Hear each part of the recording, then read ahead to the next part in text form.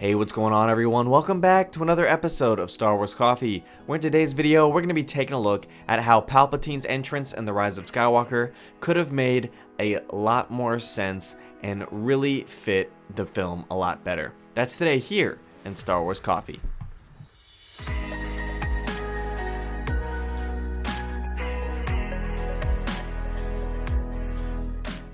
Greetings, Exalted Ones. Greetings to all you Jedi, Padawans, and younglings out there. This is Star Wars Coffee, covering everything you need to know about the latest developments, news, and leaks in Star Wars, and as always, giving you my analysis. The Rise of Skywalker sure was an interesting film. With the bringing back of Palpatine, this likely left a lot of general audience viewers who have only seen Star Wars maybe a handful of times and went to see the final film in the Skywalker saga a little confused as to how Palpatine survived being thrown into the Death Star 2's reactor core, shortly followed by the entire place exploding.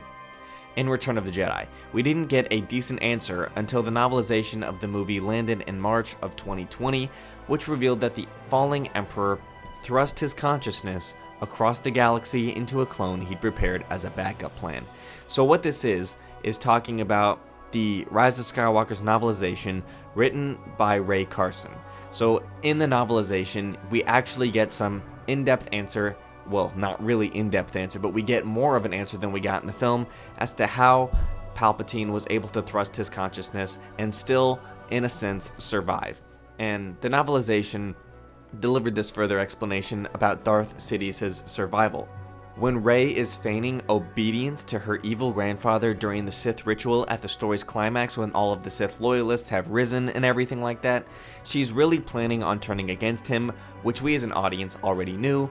She received visions of Palpatine's past, and here is where the novelization reveals exactly how Palpatine was able to escape his certain doom back in Episode 6. And you can see that novelization in the book, but I'm going to read it to you here. So it says, quote, "Plagueis had not acted fast enough in his own moment of death, but Sidious, sensing the flickering light in his apprentice," this would be Darth Vader, "had been ready for years.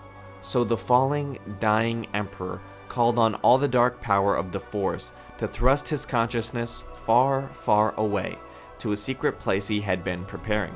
His body was dead, an empty vessel, long before it found the bottom of the shaft.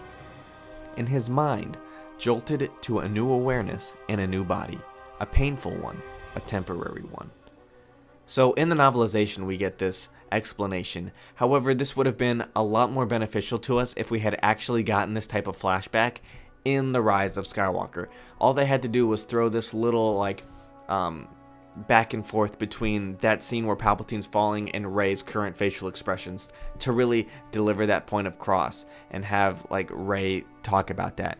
So we now have a new piece of concept art that hints at an earlier draft of the script that might have explained all of this on screen. So Star Wars artist Adam Brockbank has posted a picture described as showing the following, quote, "Kylo at the threshold of the cloning laboratory. We got a glimpse of a gallery of these Sith loyalists and failed Snoke clones in the movie, but the chamber looked a far cry from the pristine and sterile environment that you see in this image here. So Palpatine dismissively regarded Snoke as a mere puppet, which makes sense given they just had Kylo walk by the Snoke clones. And it makes sense that he treat his own cloning process with a bit more rigor. In addition, the hunched over attendants, which again are Sith loyalists, look impressively creepy, being vaguely reminiscent of mini Darth Vaders given their masks and all of that. But even with all of the care in the world, Palpatine's clone body was decaying rapidly, necessitating his plan to funnel his spirit into his granddaughter's body and rule the galaxy as a Dark Empress. So as we saw, through Rey channeled the power of all the Jedi, finally blew Palpatine to smithereens, or at least we assume he was killed. I mean, literally at this point, this isn't a knock on anything, I'm just saying, if they've done it once, they're able to do it again. Palpatine in the Legends was able to come back 3 separate times, I believe. So who's to say that he doesn't have another secret cloning facility tucked away in another distant spooky planet when he realized right before he blew up that he was able to go there, or even to this cloning facility that is described in this image here. And I say all of that to say that it would have made a lot more sense to general audiences and all of us diehards who aren't trying to piece this together. Because if this was made clear, I wouldn't even have to be making this video. But they could have thrown a scene in the first act when Kylo first arrives and encounters Palpatine about him before going through the meeting Palpatine. After that, he could have ended up going to this cloning facility when the novelization tells us that he noticed some of these cloning things from when he studied the Clone Wars. So they mention all of that in the novelization, but had they done all of this in the actual film, and clearly this was an early draft, so there was still some loose ends in the final draft of the film when JJ was clearly cutting things down. Whether this scene was actually filmed or not, it definitely should have been. Seeing Adam Driver's Kylo Ren go to a cloning facility to really understand how Palpatine was able to sustain his life after Vader overthrew him and saved Luke would have made the entire film a lot better, rather than having all of us try and piece together how Palpatine survived. Because what this image really does is show that the novelization's retcon may not have been a retcon after all, but could have been based on an earlier version of the film that we didn't end up seeing. So in a sense, it's a retcon now based on the actual film we got, but had this concept art been included in an actual scene that they shot, it would have made everything make a lot more sense, including its companion of the novelization. So I really hope this was shot, and I hope at some point we get a more concise edit of this film, but of course, being Disney and being Star Wars, my hopes on that are greatly diminished.